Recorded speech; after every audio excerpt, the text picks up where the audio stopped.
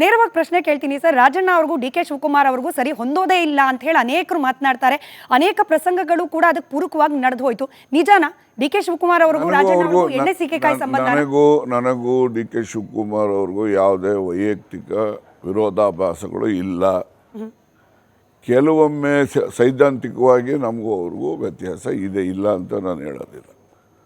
ಹಾಗಾಗಿ ಯಾವಾಗಲೂ ಕೂಡ ಯಾವುದೇ ಮನುಷ್ಯ ನಮ್ಮಲ್ಲಿ ಯಾರೇ ಆಗಲಿ, ಅವ್ನು ಬಡವ ಇರಲಿ, ಬಲ್ಲಿದ ಇರಲಿ, ಅಧಿಕಾರದಲ್ಲಿರಲಿ, ಅಧಿಕಾರದಲ್ಲಿ ಇಲ್ಲದೇ ಇರಲಿ, ಅವನಿಗೆ ನಾವು ಗೌರವಯುತವಾಗಿ ಮಾತಾಡ್ತಾರೆ, ಅವರು ನಮಗೆ ಗೌರವ ಕೊಡ್ತಾರೆ.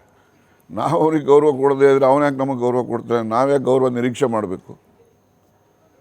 ಆ ರೀತಿ ವಾತಾವರಣ ಅಷ್ಟೇ.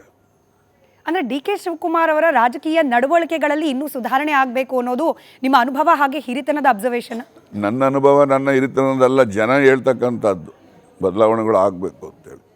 ಡಿ ಕೆ ಶಿವಕುಮಾರ್ ಅವರ ನಡವಳಿಕೆಯಲ್ಲಿ ನಾನು ಹೇಳ್ತಕ್ಕಂಥದ್ದಲ್ಲ, ಜನರು ಆ ರೀತಿ